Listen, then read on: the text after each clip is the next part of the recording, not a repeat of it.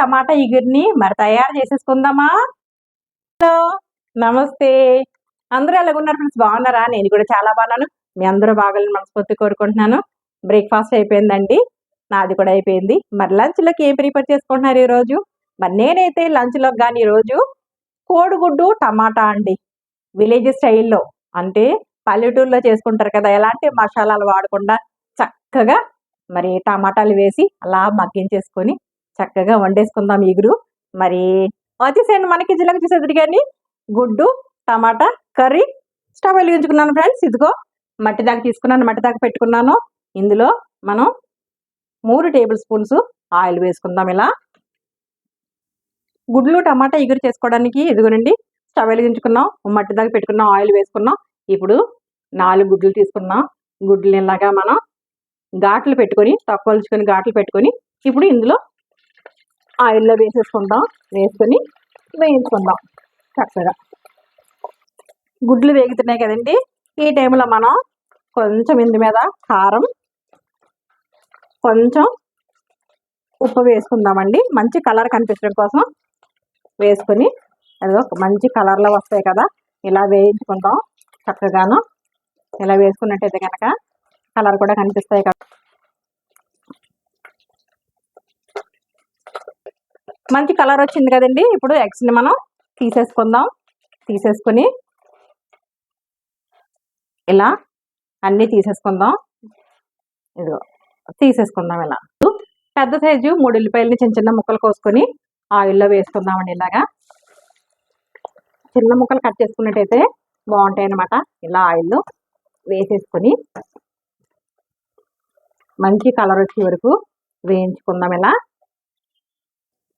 ఇందులో 5 పచ్చిమిరపకాయలు వేసుకుందామండి, పొడవుగా చీరుకొని బాగా కలుపుకుందాం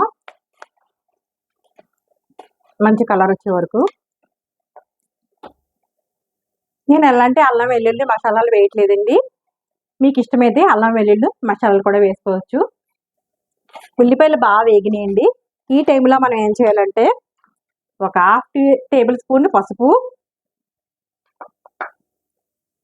2.5 టేబుల్ స్పూన్స్ కారం. కారం మీరు తినేదాన్ని బట్టి వేసుకోండి.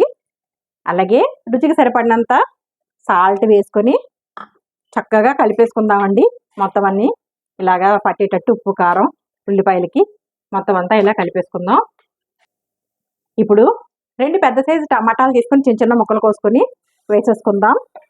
వేసేసుకొని కలుపుకొని మగ్గించుకుందామండి. టమాటాలు మంచిగా ఉడికే వరకు మగ్గిందాం. మూత పెట్టుకుని మగ్గించుకుందామండి. మగ్గే వరకు మూత పెట్టేసుకుంటున్నాం. చూద్దామండి ఒకసారి మూత ఓపెన్ చేసుకొని. అదిగో టమాటాలు చక్కగా మగ్గిపోయినాయి, చక్కగా మగ్గిపోయినాయి కదా. ఈ టైంలో మనం ఏంటంటే 1 గ్లాసు వాటర్ వేసుకోవాలండి, ఎక్కువ వేసుకోక్కర్లేదు. వేసుకొని వేయించుకుని పెట్టుకున్న కోడిగుడ్లను ఇందులో వేసేసుకొని మూత పెట్టుకొని 10 నిమిషాలు అలా ఉడకనిద్దామండి. చూద్దామా మన కూర ఎక్కడి వరకు వచ్చిందో. అదిగోనండి దగ్గరికి అయిపోయింది, దగ్గరికి అయిపోయింది కదా.